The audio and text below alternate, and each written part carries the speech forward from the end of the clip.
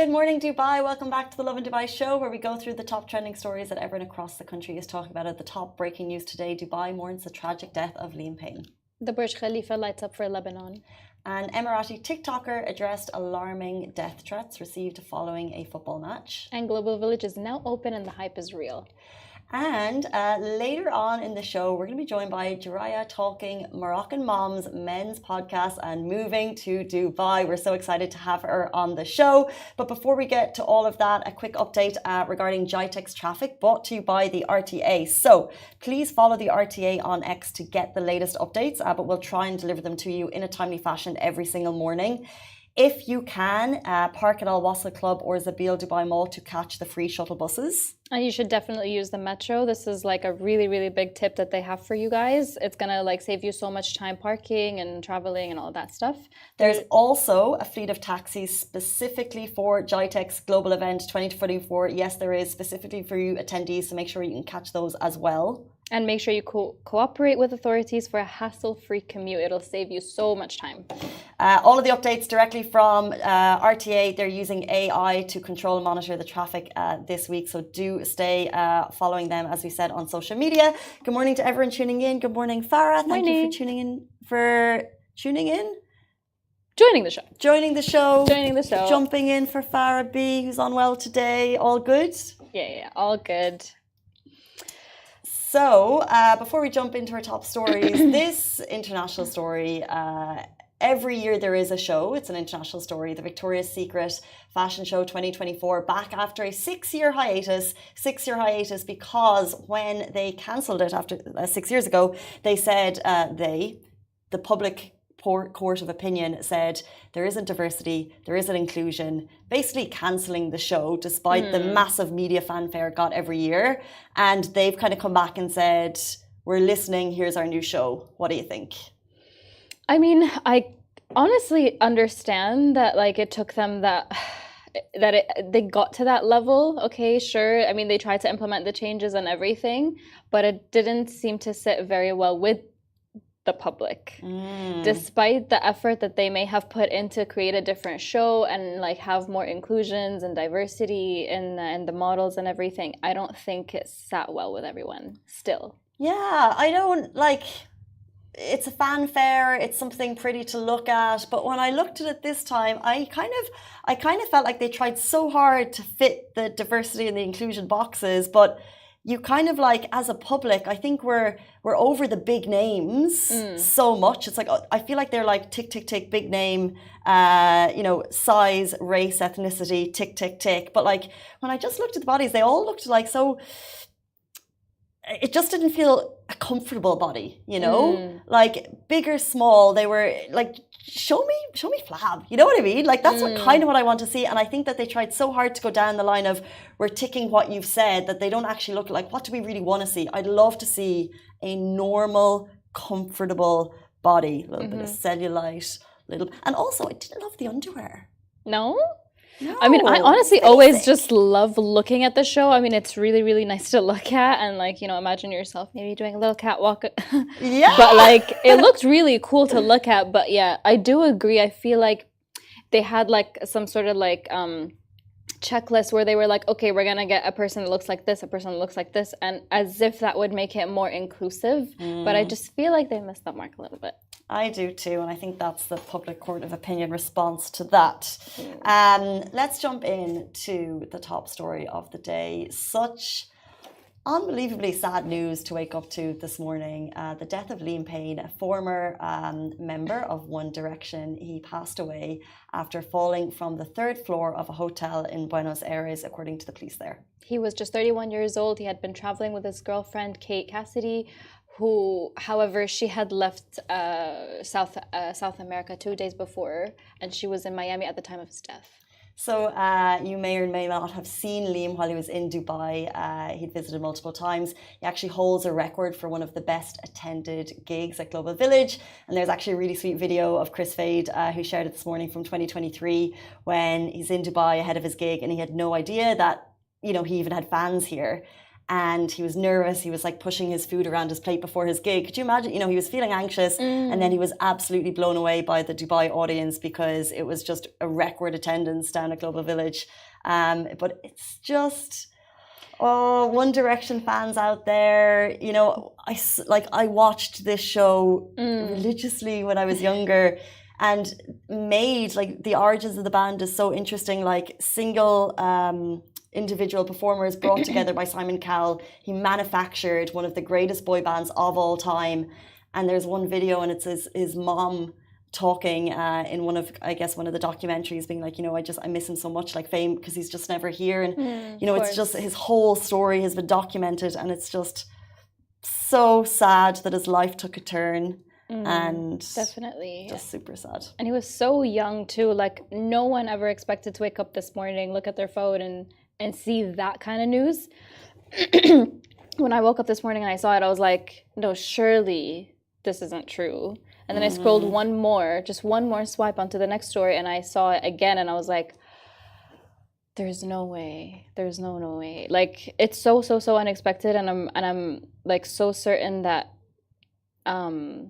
the Dubai audience especially are feeling like really like, you know, hurt by this, and One Direction fans especially as well. Like they probably feel like, whoa, like we lost someone, even though like the band like fizzled out like for a couple of years already, but like it's still such a big thing to see. Their fame was monumental. It was, and I think played it such a big role. is. Yeah, and it played such a big role, like in a lot of people's lives. Like I had friends that were so obsessed with One Direction as a group, and even when they went solo and stuff, like they still had such a big following. So it's incredibly tragic. Like the deaths of this year were actually really like major. Yeah, I agree. Our thoughts and prayers are just with his family. We can't even imagine what they're going through at this time. And you know, there'll be rumors and there'll be talk on social media, but let's just give the rather than kind of going in deep diving into them, let's just give the family the privacy they deserve, I think, at this horrific time. 8:40. Let's jump in to our next story. So the Burj Khalifa lights up for Lebanon. The UAE is standing firmly with Lebanon during its humanitarian challenges, showcasing its commitment to supporting the Lebanese people. So this weekend, there are 2 more donation drives happening that you can take part in. The next collection at DEC Expo City will take place on Sunday, October 20th from 9 a.m. to 1 p.m., while in Sharjah, the Expo Center will host an Eid collection on Saturday, October 19, 2024, from 9 a.m. to 1 p.m. Now, this is part of the ongoing national relief campaign UAE Stands with Lebanon, launched under the guidance of President His Highness Sheikh Mohammed bin Zayed Al Nahyan, and to coincide with that iconic structures, including the Burj Khalifa, Mubadala Tower, and Adnoc Building, among others, lit up in an important display of unity. And I think it's, you know, this. I think it's an important thing to do to highlight the UAE's stance. I think it's, you know, there's a large population of Lebanese people here. We've spoken about it on the show, who can't even imagine what they're going through. It's a lot. It's every day, and especially as in Dubai, we're going on with our lives, you know, and you know, like everyone is keenly aware. However, life is still continuing, and it's an impossible, but it's also the reality of life continuing while this atrocious thing is happening. And I think continuous messages of support, along with the donations that are happening at the weekend, these types of stories continuing to be shared means something. Of course, especially for the Lebanese community here. Like there's such a big population of Lebanese nationals in the UAE, and I think they really appreciate that the UAE is like showing their solidarity and their support for Lebanon by hosting these drives and this campaign, especially. Like it means so much, and it came at such an important time for them, and being part of it, being part of the community, going and helping and joining the donation drives, I feel like it helps them feel like they can actually make a difference and can help. You don't have to be Lebanese to go, but you know, if you want to, I think you just have to register. There's a specific website, and then you just go and help, and it'll maybe give you a little bit of peace and a little bit of like, you know, something to make you feel like you are making a difference. True, and I think it was to the tune of like 110 million dirhams donated just in the weekend past. So if you missed it and you saw the videos of kind of everyone getting together, you can do that this weekend in Dubai and Sharjah. Big crowds last weekend, big crowds last night, yesterday at Global Village. Yeah, the season is upon us again. Global Village is now open and the hype is real. So summer has come and gone, and that means residents and tourists are getting excited for more outdoor activities, particularly Global Village, everyone's favorite cultural hub / outdoor mall, with goodies from all around the world again. It's open yesterday with massive crowds. Videos were being shared all over social media showing the amount of visitors that showed up to Global Village's opening day. There was confetti, there were performances and massive celebrations. Dubai is just such a different vibe during the winter months. True. It's people just like Global Village, no matter how long you've been here, has a space in people's hearts. Definitely. It's so funny because we have Dubai is just non-stop with theme parks and destinations for you to visit with your family, right? Global Village, its mainstay, I think, is it 29 years? I think this is its 29th year, so next year it'll be 3 decades. I could be wrong on that. Doesn't matter.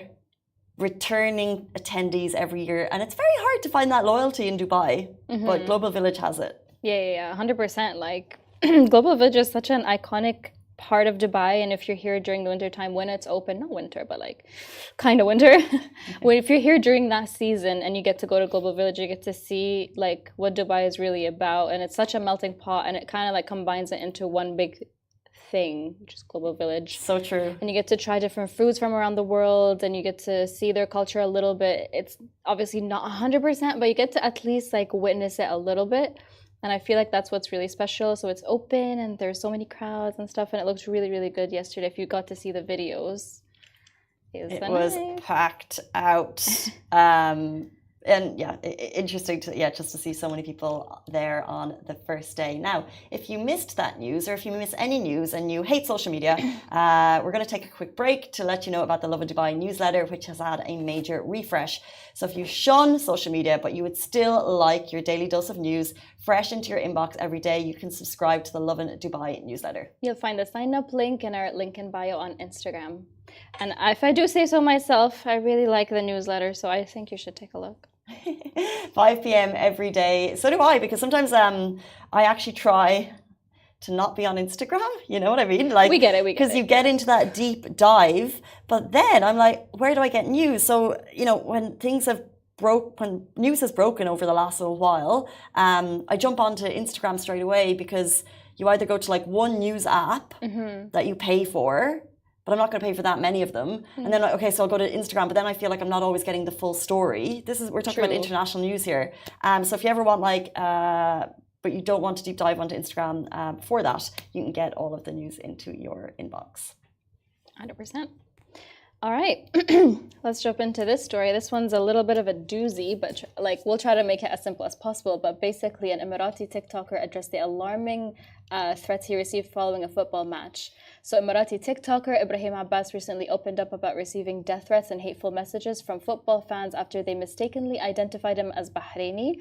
The incident unfolded following the FIFA World Cup qualifiers match between Bahrain and Indonesia, where tensions ran high. Ibrahim shared that over 2,000 gruesome messages requests flooded his inbox as angry fans accused him of being involved in the controversy surrounding the match.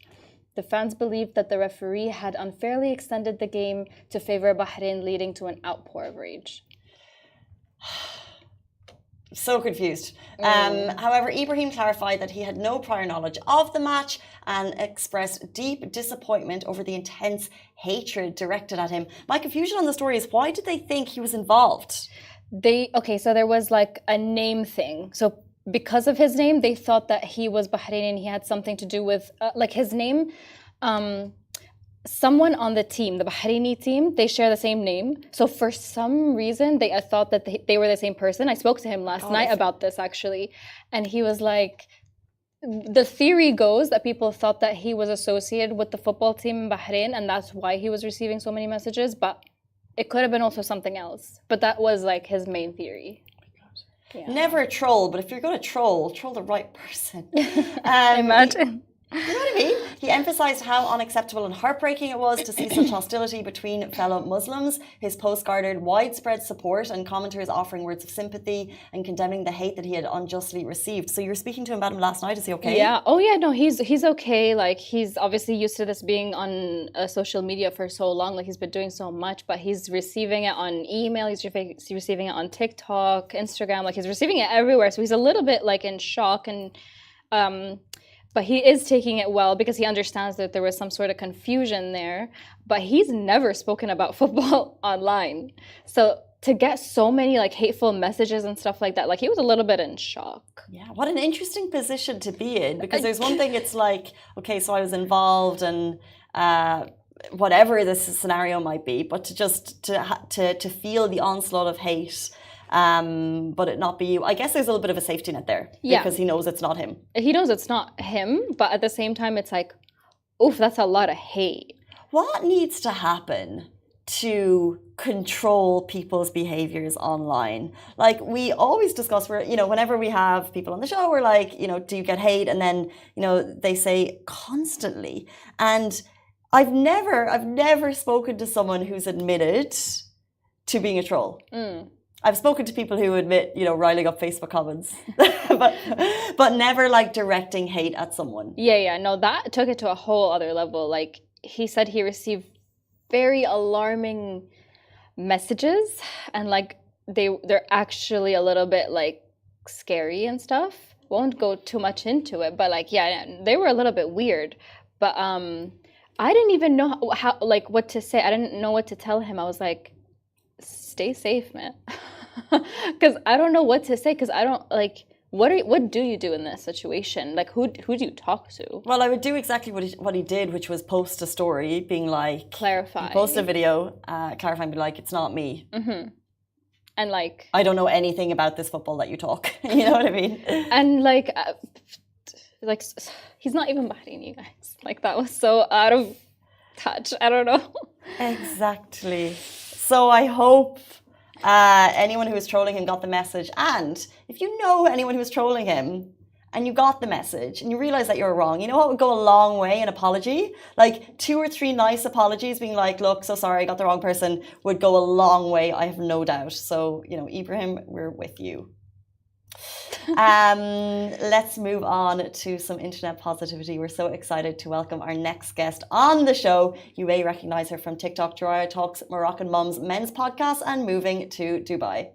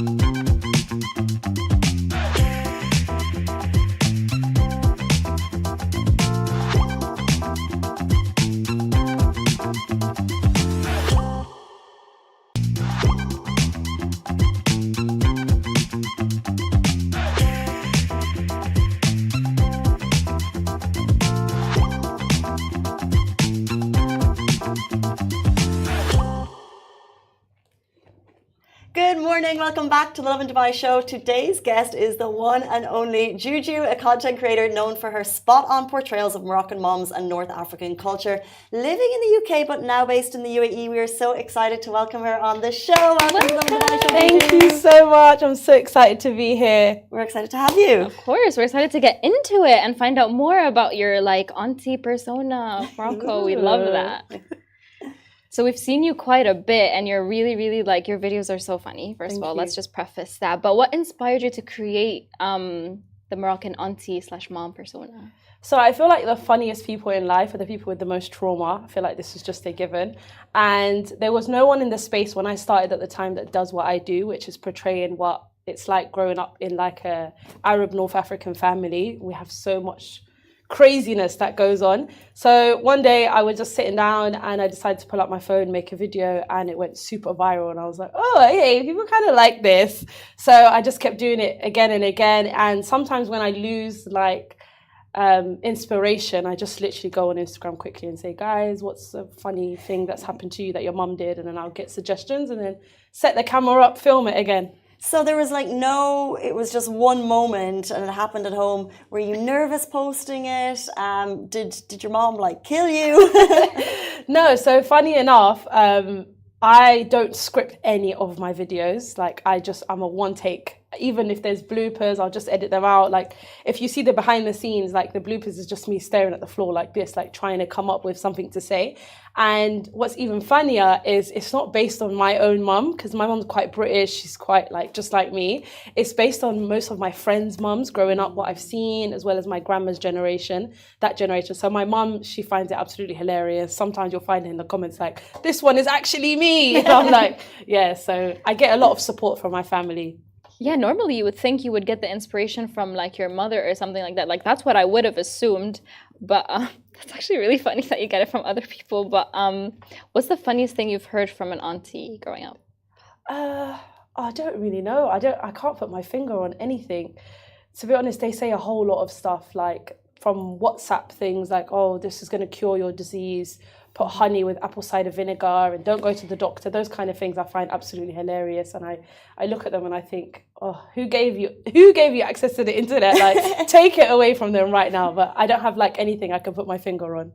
So speaking of giving people access to the internet, right before you came on, we were discussing trolls and online hate. Have you gotten that? How do you respond to it? All of it. I've had it all. So I've been doing social media since, I think, 2018 now. So I don't know how many years that is. I can't do quick maths in my head. I think 6 years. Yeah, 6 years now. That's why we're in media. We don't do that. I don't know. 6 years now. So I think the first year I cared a little bit. Second year I cared a little bit less. Now I'm just at the end of the day, even the best people who have ever walked this planet, our Prophet Muhammad Sallallahu Alaihi Wasallam, he had people who didn't like him. So who am I to have people who don't like me? There's people on the internet that will say a bunch of hate, but the people who will say the positivity outweigh them. And it's important to not look and focus and hyper-focus on the negativity, instead to see all the greatness and all the positivity that's coming from it. That's what I like to do.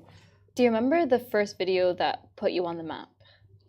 Yes, and it wasn't my own, it wasn't this style of content. So it was actually, me and my sisters used to do YouTube under a channel called Just the Hijabis.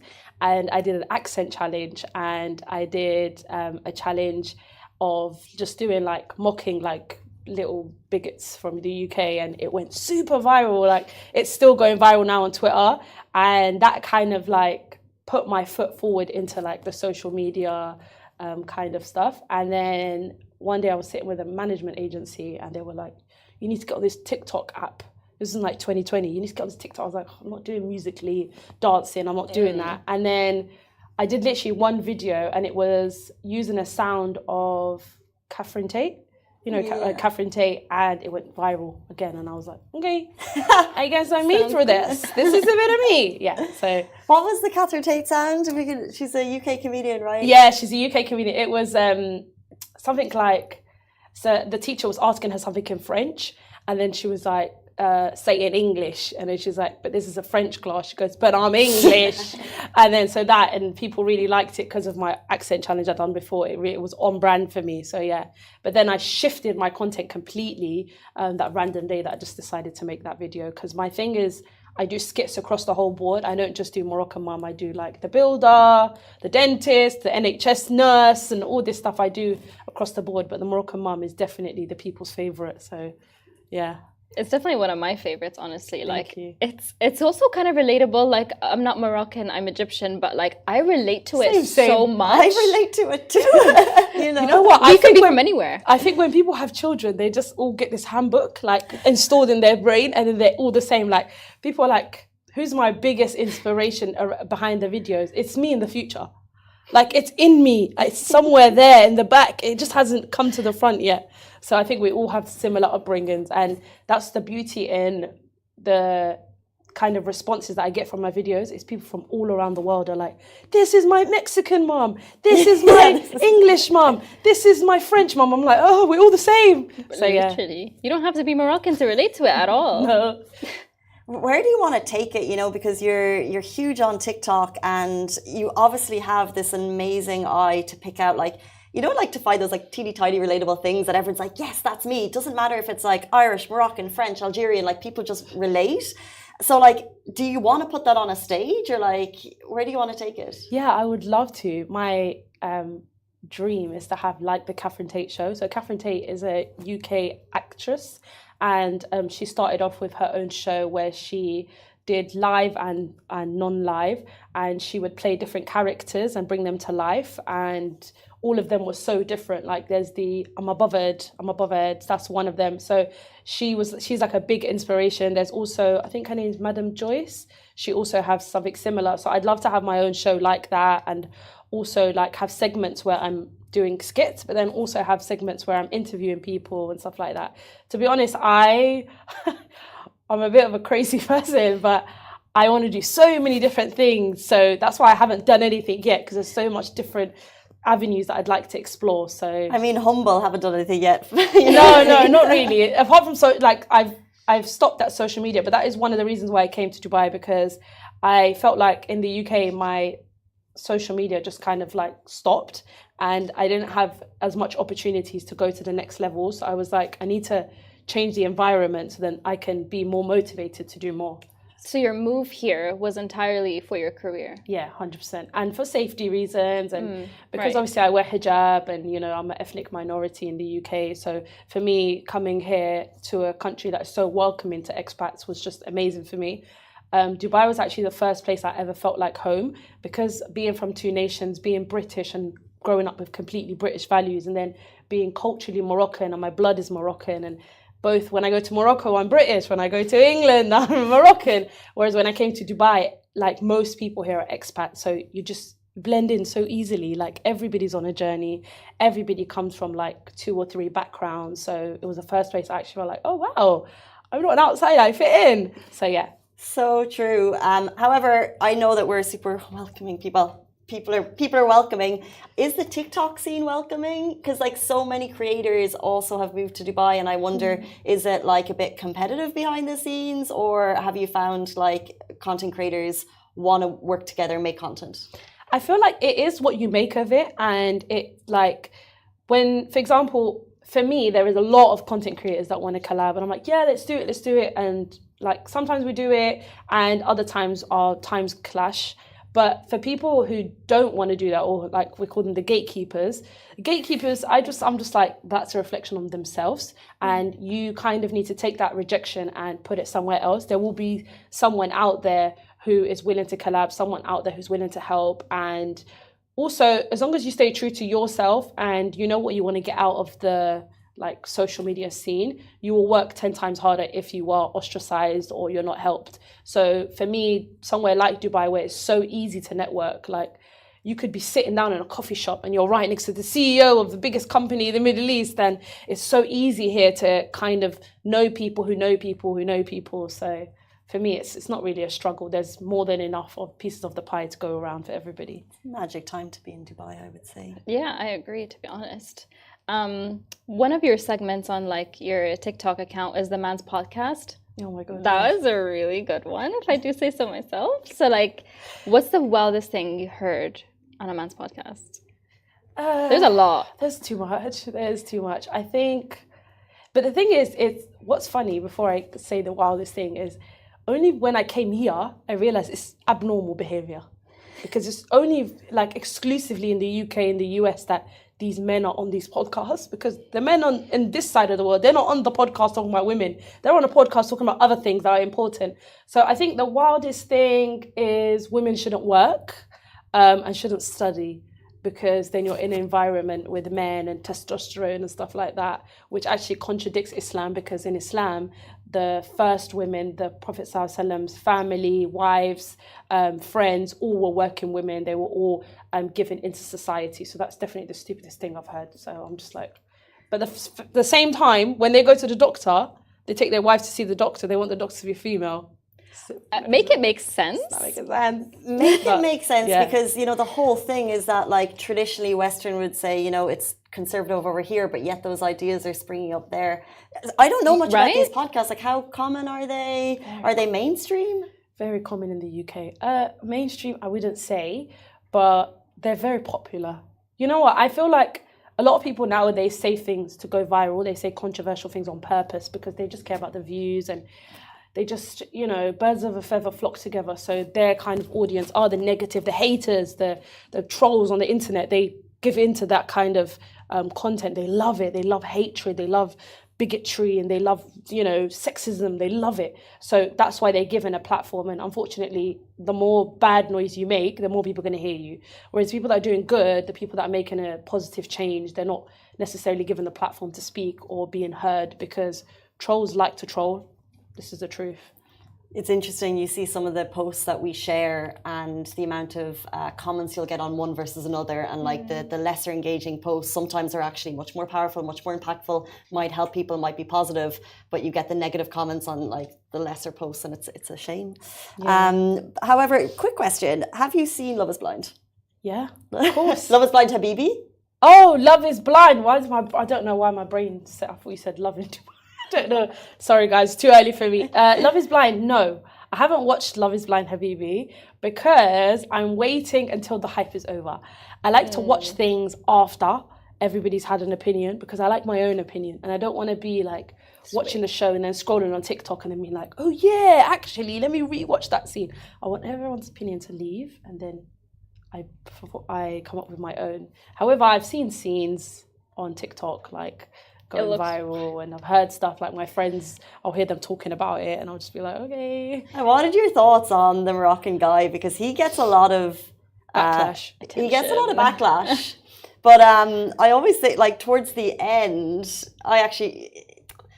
and the woman gets a lot of backlash as well. But but have you seen the clips of him and how? Yeah, I've heard. Sorry, my nose. I've heard like that he's quite controlling, people would say, and he said something like, you know, my woman needs to stay at home and all this stuff. But I feel like when it comes down to relationships, I feel like it's really dangerous to have an opinion on what someone is looking for in a partner, because everyone's different. There's going to be a girl out there who is going to hear that and be like, wow, that's exactly what I want. I want to be at home. And then there's going to be other women out there who's going to be like, no, how could he say that? That's so controlling. So for me, I'm like, if that's what he wants, give the guy what he wants. He's clearly looking for something, and he's come onto a show, and he does have his very strong cultural, you know, beliefs and his ways, which is very common within the North African and Arab society, to have these very, you know, I'm looking for a housewife, I'm looking for I can't remember what it's called. Anyway, yeah, like a housewife figure instead of like a working woman. A lot of Arab North African men have this, and stay-at-home mom. Yes, that's it, stay at home, and their marriages work out. Yeah. Like their marriages are thriving. So who are we to judge? Teach their own, really. Exactly. I mean, if it works out, works out. Exactly. What did I want to ask? I wanted to ask something about the UK versus Dubai. Oh, the audience. Do you think the audience there versus here, are they different or are they same? I think a little bit. Like here, I find I have had a little bit of a culture clash when it comes to content creation, because I feel like the content creation here and what people like to see is so much more different to the content in the UK. In the UK, we're very sarcastic, our jokes are quite dark, and we're quite like, we'll cuss you out and you'll find it funny. Here, it's like, no, it's different. It's way different. Here, it's like more I don't want to say cringy because that's not a nice word to use, but it's more like childish, it's more like fun and like creative. So I have had like a little bit of a culture clash. I'm like, oh, okay, clearly this is not what people like to see here. But then when I've had like conversations with my manager and with many like people, and they're like, just don't change your content because there's people that are looking for that content here. So apart from that, it was kind of the same, to be honest. The support is the same and across the board it's the same. It's just the kind of style of the content and what people like to see is quite different. I will say that. I would agree that I think we're a safer audience, which actually works in our favor as creators, I would say. Yeah.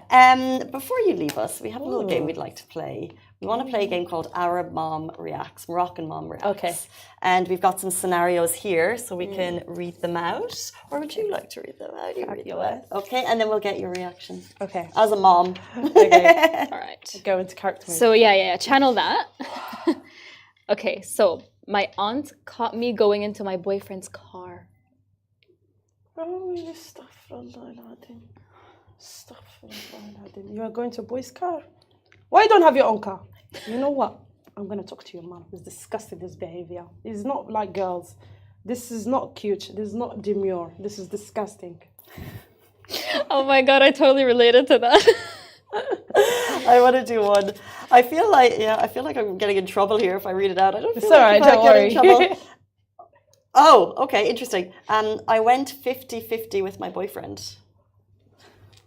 First of all, why you have boyfriend? You need a husband, okay? Boyfriend, he will waste your time, he will take your energy, he will use you. You know, boys, they're not too much clever, yeah? The girls, they know this, the girls is gonna love them, so they don't put in the effort. You need to be the wife, first of all. And second of all, is 50-50. I don't understand it. Me, I don't know. Because the man, he doesn't have a womb to have the baby 50-50, so you don't have it the same pocket as him. He has one job and you have another job. This is it, simple. If you want to be stupid, then you can go and do that, but it's not clever. I tell you now. Moroccan auntie has advice. Wise auntie. Let's do one more. All right. Ooh, spicy. I was caught using Tinder dating app. You know what, Binti? Even I don't like this one, yeah? But nowadays, what you can do? Where you gonna meet the people? You know, is a Tinder, is a Minda, is the same. You know, as long as you have your filter on, okay. Because even online is better than go in the street and talk to the men. You know, I don't judge in this one. This is okay as long as you're looking for a marriage. You want to do boyfriend and girlfriend? Haram, not allowed. No. But it's okay. Auntie, what filter should I have on Tinder? You know, you can put like a 6'4" guy with a good job, with a nice family, you know? Something like this. Don't look for like the guy, he's just like, you know, is useless, you know? He's gonna look at you, look at me. You know, there's a saying in Moroccan, we say, شوفي نشوفك طاجن الحوت. Like, you know, tagine of the food.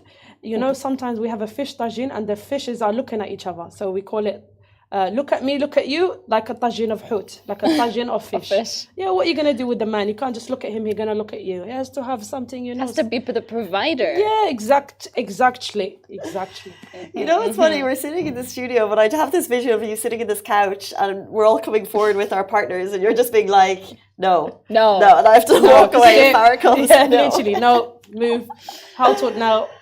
Oh, Juju, first of all, welcome to Dubai. You've been here a year. Thank you. It's been a long time coming to have you on the show, so thank you so much for joining this morning. It was such a pleasure to have you. Thank you for having me. It was so exciting. And that brings us to the end of the show. Thank you, Farah. Thank you. And we'll be back here tomorrow morning, same time, same place. Bye-bye. Yay! Oh, that was so fun.